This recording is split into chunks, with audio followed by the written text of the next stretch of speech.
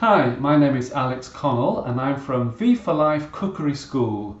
Now today I want to show you how to make two recipes. I'm going to show you how to make a chocolate orange cake, which is absolutely fantastic, and I'm also going to show you how to make some meringues.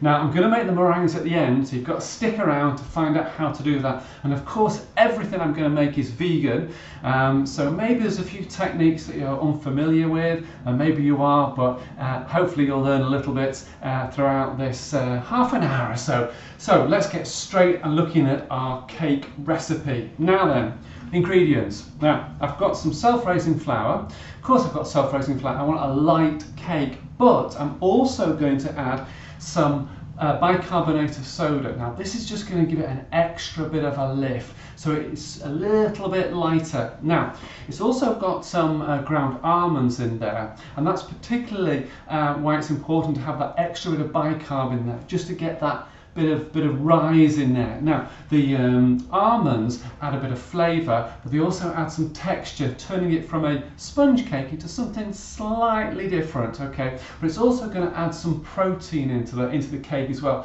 so it's not just empty calories. Of course it has got some sugar in as well. Now the other ingredients I've got in there are some soy milk, and I've got some natural yogurt. Now everything I'm making is vegan, so if I don't say vegan in front of this, it is everything, you know, it's all dairy free. So I've got the yogurt, as I said. I've also got some melted margarine, and I've got some cocoa powder in here, and some essence of almond and vanilla extract in there as well. And of course, just to give it that bit of extra flavour, because it's a chocolatey orange cake, I've got some orange zest here, which I've taken off an orange. Okay, but before I get into baking that, I want to show you how to line a tin. Now you're all chefs, or maybe you're not chefs, but we can all learn new things. Now this was a technique that I learned ages ago, and it stood me fine for all these years. So I'm just going to pop this to one side, bear with me, I'll sit that down there for a second, and we can look at our tins. Now I'm going to do a cake with 3 layers. Now if you want to do in 2, absolutely works a treat doing that, and I've done it like that in the past, or even 1. However, what I would suggest is just to turn keep the temperature the same, and you'll find the full details of the ingredients and the baking time and the temperature on our website. Just have a look at that. But if you're going to do it in 2 or even 1, then you're going to have to cook it for a little bit longer. Fairly obvious, but I just want to point that out. So I've got my 3 tins here. So I want to line these. I say this is a little trick that I learnt years ago, and I just want to share this with you. So all we do, well, before we do that, do you remember the old days where you'd be snipping around and folding and making shapes? Forget that completely. So what I've got is I've got my tin here, and if you can see, there's a few little blobs of margarine in there. Now this is going to just help the parchment paper to stick. So all I do is just pop that on the top, and then very carefully pop that on like so, and then I'm just going to put some pressure. Now I do this gently at first because I don't want to rip the paper. When I press and press and press and press, I can show you, hopefully, that you get a lovely lined tin, okay, without that fuss of snipping and trimming, and so sort of making various shapes. So I'm just going to finish these off, and then we can start to make the batter for the cake. Now, press on there.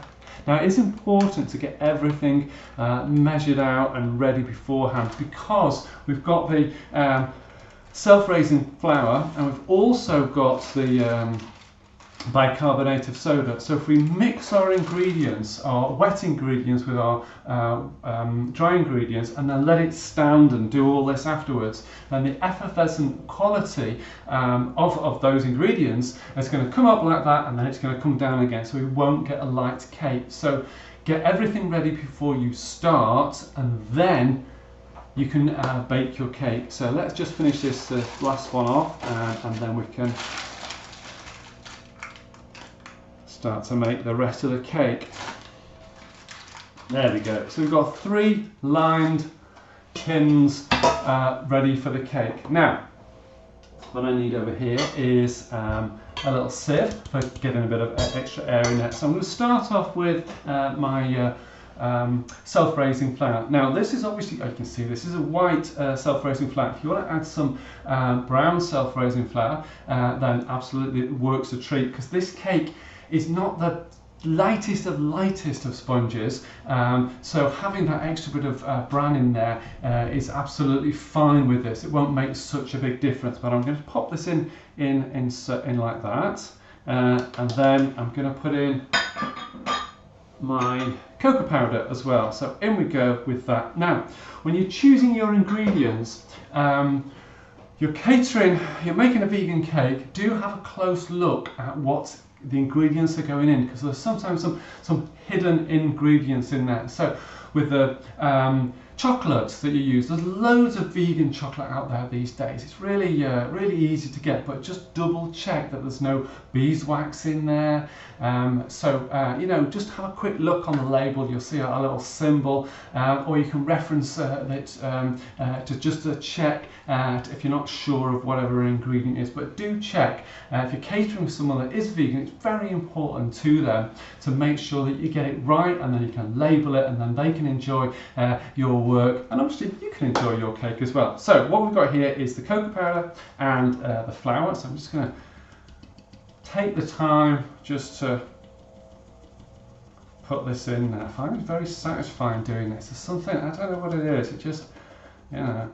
And this is just going to, obviously if there's any lumps or bumps in the flour, it's going to get rid of that, and just make it as light as it can. Now this recipe, well, both recipes, I'll talk about the meringue a little bit later, are part of a course that we're offering, which is Vegan Baking, handy name for what it is, and that's a day-long course, and you'll learn all sorts of aspects about vegan baking, from pastries, cakes, and a few savouries in there as well. Now we can come to your kitchen in due course and deliver that, or we can find a venue in between, you know, somewhere nearby that your chefs can come along, or you can come along. But do have a look on our website, and you'll find details of that and lots of other courses that we offer on there as well. Now I can see that it's just a few little bits of chocolate in there, so I'm just going to push this through like so, just to get everything. That's fine, that's wonderful. So we've got that in there. Let's put that to one side, so we can start to add the rest of the ingredients. Now I've got some sugar, and this is caster sugar. In we go, like so. And we've got our bicarbonate of soda. So I can add the bicarbonate of soda in now without any worries, because it's still dry. If I put any of the wet ingredients, then I'd have a bit of a problem that I'd need to work quickly, but I don't need to for that. So in we go with that. Now when you're measuring, do be careful, particularly with the if you're using baking powder or you're using bicarbonate of soda. If you use too much, it can come over like that, and it'll look messy and it'll just crack. But if you also use too much, it's going to have a bitter taste to it. So you do want to be careful with your measurements for that. So I'm just going to give that a bit of a stir around to make sure that it's distributed nice and easily, and we can start to put the rest of the ingredients in. So in we go with our almonds. Just give it a quick last stir, and we're pretty much done. So I'll just leave a little well in there, and we can start to think about the wet ingredients. So I've got soya milk in here. Now you can use other types of plant-based milk, but soya seems to work well, and it doesn't matter whether you use sweetened or unsweetened, because we have got lots of sugar in there anyway, so it's not going to make that much of a difference. So we've got our soya milk there. We've also got some this natural yogurt. In it goes like so. Give it a bit of a stir, and our melted margarine. Okay, so I've melted this a few moments ago, and just give that a stir. Now if this goes a little bit lumpy, it doesn't matter, it really doesn't matter. might look a bit funny, and in fact today it's not, because it's quite cool, but if it was hot it might split. It really doesn't matter, the bake will still turn out absolutely fine. And then we've just got our last two ingredients, the zest from the orange. In we go like so. Oops. In we go like so. And we've got the almond and the vanilla extract. Now do measure these carefully, because if you put too much in it can be overpowering. So in we go with that. Lovely, beautiful. Give it a bit of a stir. The smell is wonderful. It's that, I don't know, it reminds me of the 1970s, that sort of almondy flavour. I think there was a drink that my mum and my dad used to have, and there's something, no, it was the cherries, that was it. It was the little cherries that go into it, but into the cocktails. But anyway, that's my memory. Right, so in we go with our wet into the dry. So I just want to make a little well and just start to mix it in like so. I don't want to over stir this around.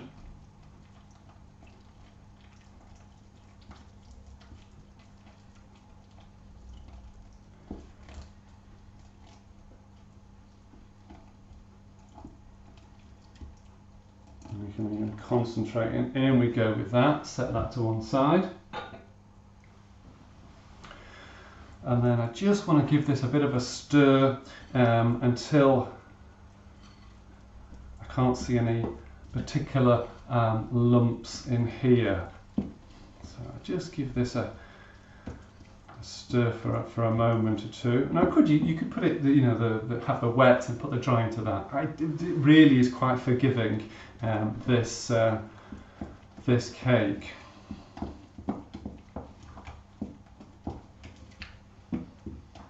And there we have it, we're about done. Now, what I want to do now is to divide this between the three containers. Now, really, I should have my scales here and then divide it nice and evenly, or as evenly as I can. Now, the reason for trying to get it as spot on as you can is that if you have more in one than another, then it's going to take a little bit longer to cook, or a little bit less to cook for this less one. But also when you bake it, you're going to get a slightly fatter cake and a slightly thinner cake. Okay, but I'm just going to be, use my eye for this one and just try and divide these reasonably evenly. So that's about that. So in we go with third or so in there, third or so in there, and in here. And I think the first one wants a little bit more. Give it a bit of a spread. And just a bit more in there. So there we have it. Set that to one side, and then we can pop these into the oven. So, if I'd let this stand for a bit long before I put it into the oven, it's going to come up and it's going to go down. So I want to put that straight into the oven, but rather than make a big rattle and bash, I'm going to do that a little bit later. So I'm just going to set these to one side.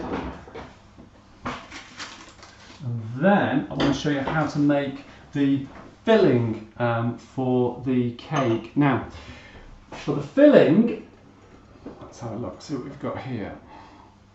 We've got some icing sugar, and we've got some cocoa powder, and we've got some, this is actually oat cream. On the recipe it says soya cream, but you can use either. In fact, you can use yogurt as well. It really doesn't matter, but I'm not going to put all of this in at once. Okay, so I want to be a little bit cautious with that. And also, if you're wondering what these are some almonds just to decorate the top as well, and some extract in there. So if I just pop that to one side, and then we can make our filling. Now you can of course use all sorts of different fillings, invent your own, but this one does work very well. So in we go with our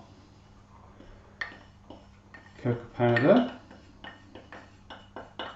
and that's not hot chocolate, okay, so which will likely to have dairy in it, and this is just the cocoa part of it, so it's not got any extra sugar or anything in there. And then we've got our icing sugar, in we go with that.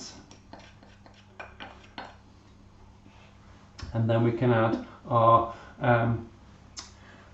soy cream in there, or oat cream in there. And I'm not going to put it all in at once. The reason for that is if you put too much in and it gets too wet, I want this to sort of have a bit of a paste to it. So I'm just going to carefully give this a bit of a stir, and then I can add a bit more liquid should I need to. I've also got, I don't want to forget this, I've also got my vanilla extract and almond extract, and that's going to make such a difference to the flavour of this filling. So it really will make a difference. So I'll just give this a bit of a stir. Now in real time I'd stir this for much longer, but I just want to sort of show you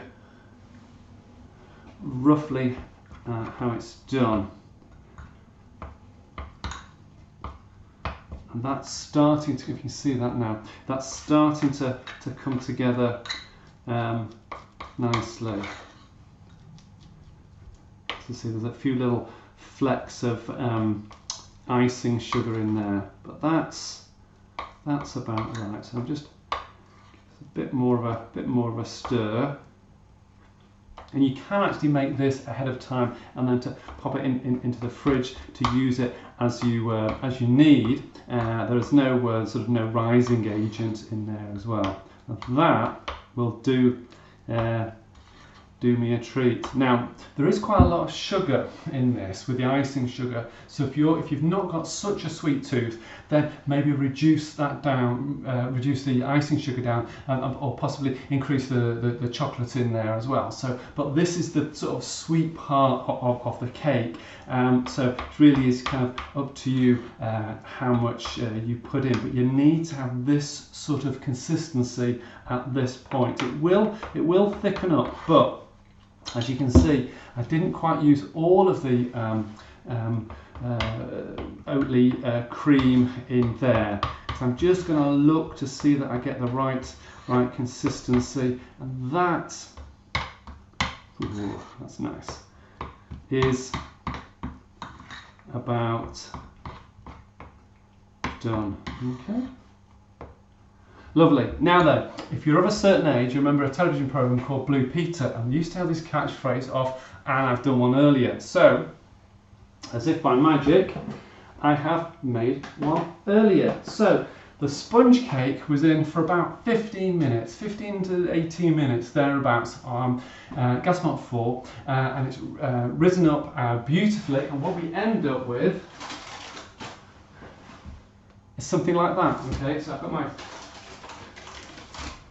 layers like so. Now this really is quite light. You may be surprised at how light it is, considering it's got the almonds in there as well. So if I just set that to one side, excuse me, excuse me, and I can set this to go. So let's start with this one onto the base like so. Let's just centre that. Lovely. So we've got that, and then we can put a little bit of our filling in the middle, like so. This is the nice bit. I really enjoy doing this. These kind of playful elements of cookery. So just spread this around.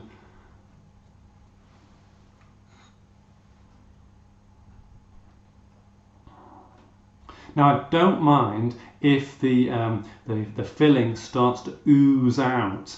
I really don't mind whether that happens or not, because I'm going to top this with some extra chocolate as well, which is going to drip down the side anyway. So it's going to look quite, I don't know what the right word is, but it's going to look absolutely lovely. So next layer, on we go.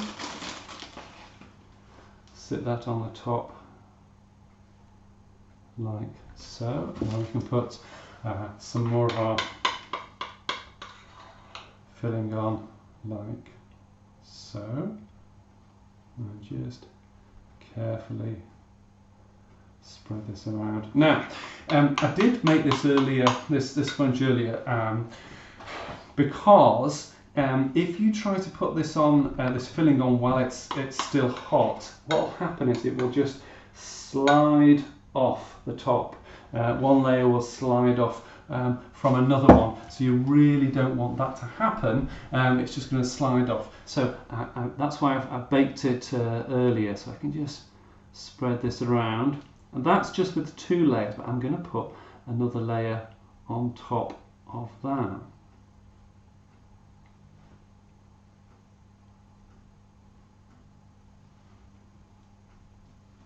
Wonderful. So my last layer on the top, like so. Just tidy that around, and you can get rid of some of these things.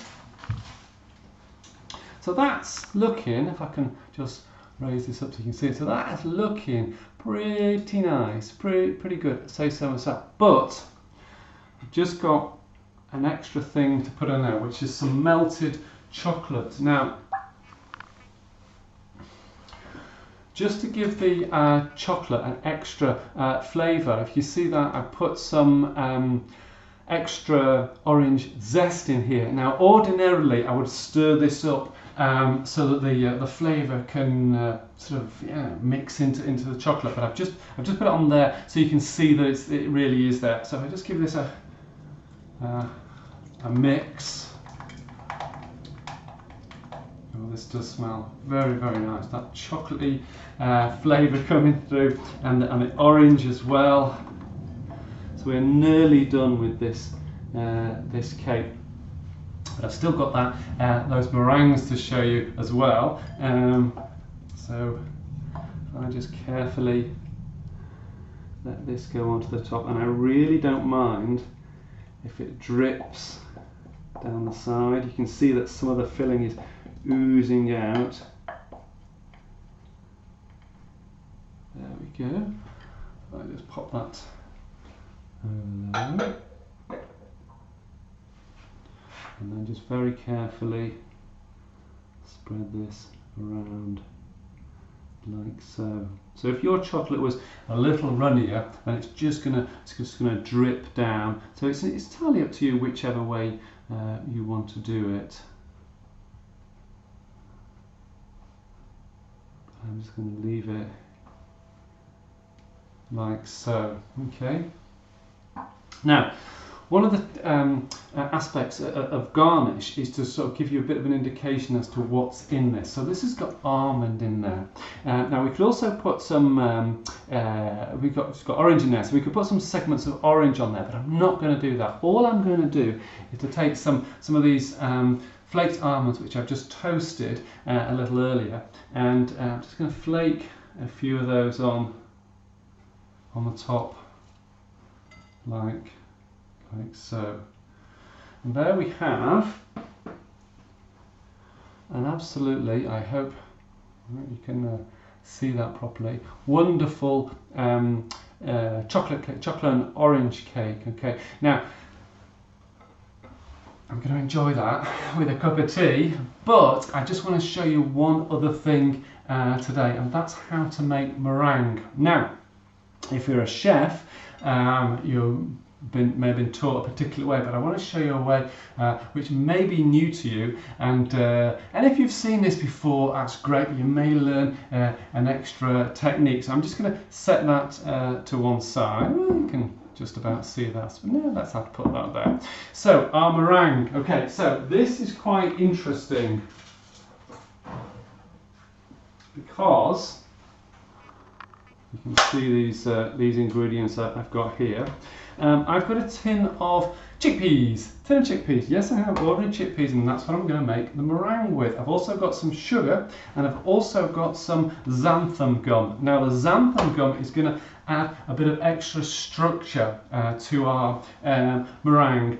You don't have to absolutely use it, but it really does help. Okay, it really does help. If you're not going to use it, then you need to reduce the amount of liquid you've got from the chickpea water by heating it and reducing it by about 1/3. But I'm going to use the whole amount, and that's why I'm going to add that. And I really would recommend that. If you've not seen this before, it's xanthan gum, spelled with an X at the start, and you can find this in the baking section of most supermarkets. But it really does work a treat. So I would use that. So I've got my ingredients here, and the next thing I want to do is just drain the chickpeas. We're not actually going to use the chickpeas, we're going to use the juice, the aquafaba, which is quite a popular thing to use for in lots of different ways, but meringue, it does work a treat. So in we go, and then we can just drain out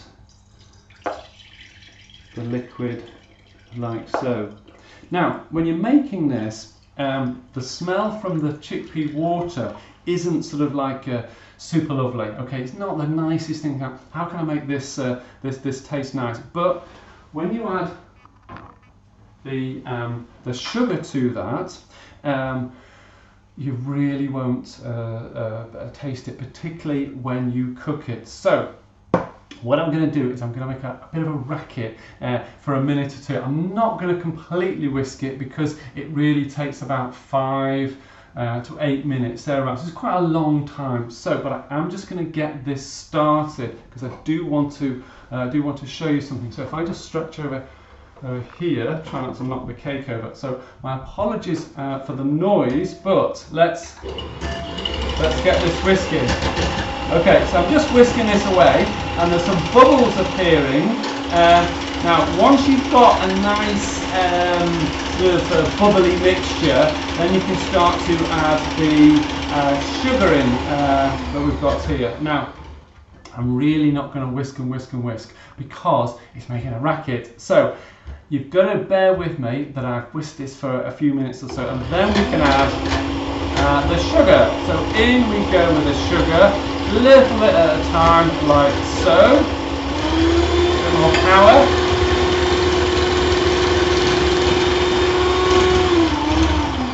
And then we'll add, but I'm not going to add any more because that is a racket. Okay, so I'm not going to add any more, but then I would add a teaspoon of xanthan gum. So Blue Peter style, get rid of that one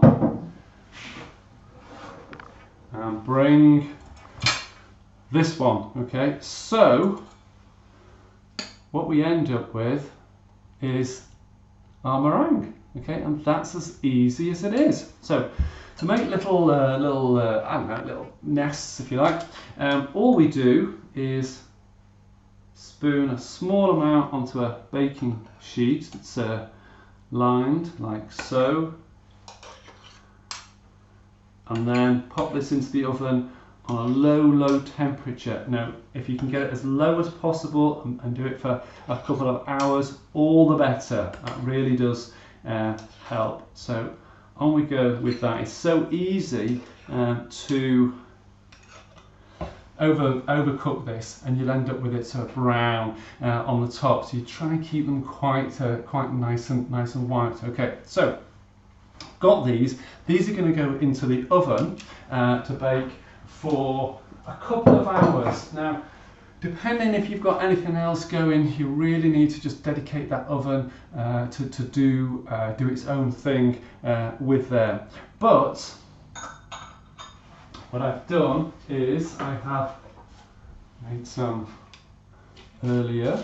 Let's just move that out of the way so you can see what's going on. So there we have, made from the chickpea water and the sugar and the xanthan gum, little meringues.